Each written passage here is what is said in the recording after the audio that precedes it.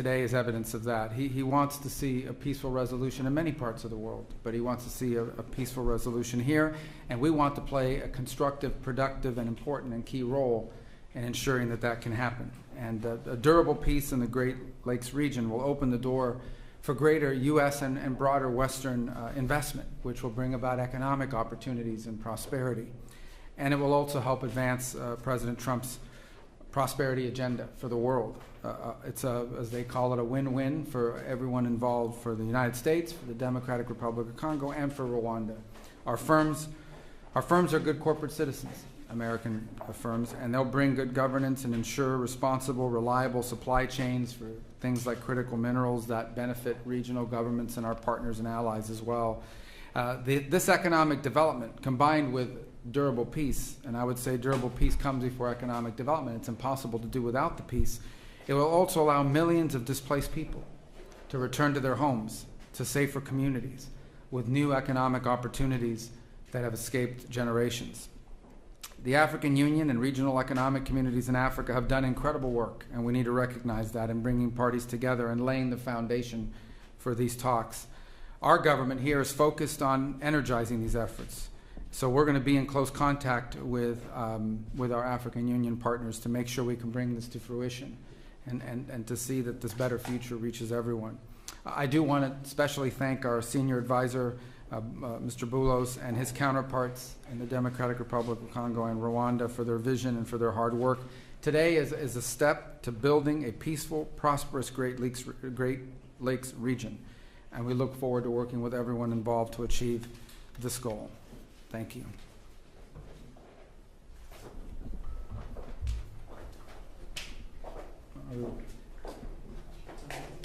Perfect. Thank you. Mr. My apologies. I should have turned to No you. worries. I was looking. That was. No worries. Thank you. Mr. Secretary of State, Honorable Senator Marco Rubio, His Excellency Mr. Olivier Nduhungirehe, Minister of Foreign Affairs of the Republic of Rwanda, Excellencies, distinguished guests, ladies and gentlemen, today marks not an end but a beginning, a necessary step towards peace taken with resolve and purpose. This moment carries particular weight for the Democratic Republic of the Congo. In Goma, in Bukavu, and beyond, the reality of displacement, insecurity, and hardship continues. For us, the urgency of this initiative is not theoretical, it is human. We signed this declaration of principles not as a symbolic gesture, but as a political commitment, a reaffirmation of principles enshrined in international law, and most recently echoed in the UN Security Council Resolution 2773, a resolution calling for the immediate, unconditional, and verifiable withdrawal of all foreign troops from sovereign territory of the DRC.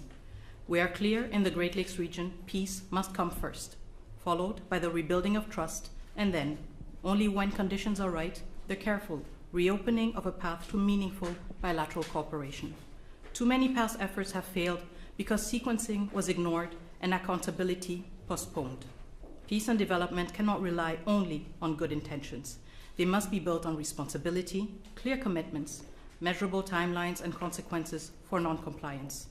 This is the only way to restore credibility, not just among states, but with the people who are waiting for peace to become real. The signature of today's Declaration of Principles heralds renewed hope. It reflects the U.S. resolve to complement and support regional and international efforts. This initiative brings accountability and draws the hard lessons from past efforts that have failed to materialize. So the good news is there is hope for peace. The real news, peace must be earned, and it will require seriousness, transparency, and sincerity.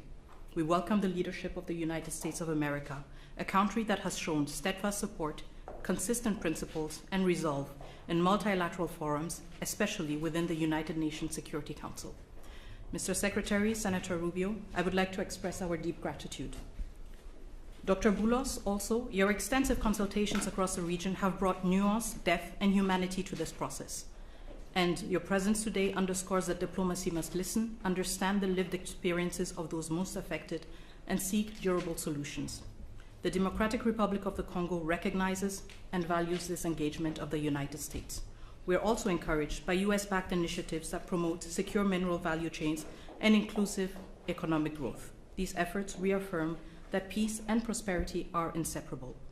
Each step towards stability is a step towards dignity, jobs, and schools. This is the promise of responsible investment and a principled partnership with the DRC, a country not only emerging from conflict, but also at the core of finding solutions to global challenges. To our countrymen and women in the Democratic Republic of the Congo, especially in the East, we know you are watching this moment with concern, with hope, and yes, with doubt. And you are right to do so. You have every reason to expect more than promises. You are entitled to actions that measure up to the suffering you have endured. We draw strength from your resilience, from your commitment to justice, and from our shared, unwavering belief that our sovereignty and our territory are not negotiable. We are a nation that honors its responsibilities, and we understand that history, geography, and yes, maybe even fate has given us the neighbors we have. The borders we inherited, as confirmed by the African Union, are permanent and will never change. But beyond these lines lie histories, families, and communities that bind us together.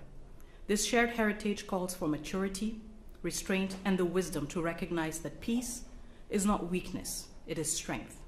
Once again, we stand at crossroads, with peace within reach, and we, the Democratic Republic of the Congo, are determined to move forward, building on the lessons from the past. We stand as a nation dedicated to achieving lasting peace. We welcome the support of a strong partner by our side. And I voice the solemn hope that all parties will seize this opportunity, just as we, the DRC, have chosen to. Thank you. Thank you, Madam Minister. Mr. Minister. Thank you. Good afternoon. On behalf of President Paul Kagame and the government of Rwanda, I want to start by thanking President Donald Trump for enabling a real change in the conversation on how to resolve the situation in the Eastern Democratic Republic of Congo, leading to the signing of the Declaration of Principles today. I thank Secretary Marco Rubio and the United States government for hosting us, and I commend the positive role played by Senior Advisor Massad Boulos and his team and other officials in the significant progress achieved thus far. Today, we are talking about the real issues, the root causes that must be addressed to achieve a lasting peace in our region. Those include, first and foremost, security, as well as the return of refugees. In addition, and very importantly, we are discussing how to build new regional economic value chains that link our countries, including with American private sector investment. Our goal is a secure region, free of violent ethnic extremism, which is well governed. Working together, our region can be an engine of prosperity for all our peoples, and indeed Africa as a whole. The Declaration of Principles opens the door to a definitive peace agreement, giving fresh impetus to ongoing efforts of the Africa-led process under the East African Community and Southern African Development Community, as well as the Doha track, facilitated by the State of Qatar, where we have seen important breakthroughs in recent days. Our common aim is to conclude a comprehensive peace agreement as soon as possible. But there are no shortcuts or quick fixes, and we have to do the hard work to get it done right, once and for all. Rwanda is committed, and we are ready to continue working together with all the partners involved to ensure the success of this initiative. I thank you all. Thank you. All right. There he is. Secretary Rubio is signing as a witness the Declaration of Principles between the government of the Democratic Republic of the Congo and the government of the Republic of Rwanda.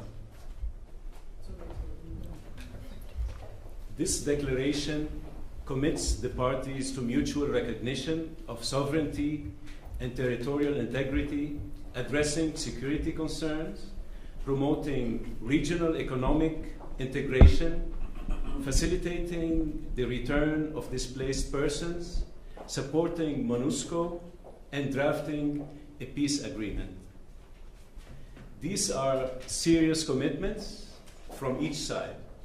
The Secretary's presence here today as a witness signifies the importance the United States places on resolving this conflict to ensure both countries and their people prosper.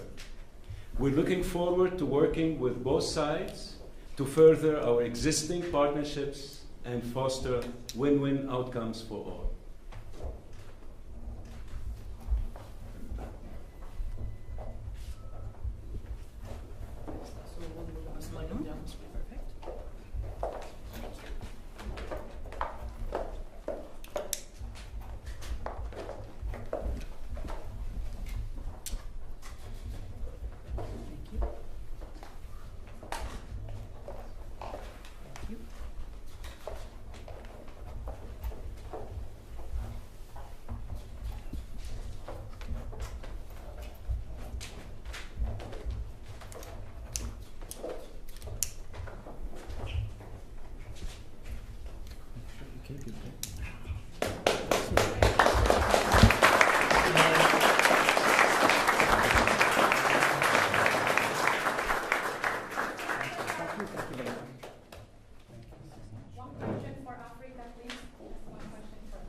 This concludes the ceremony. Thank you. For Your Excellencies, please, Mr. Secretary, one question for the entire country.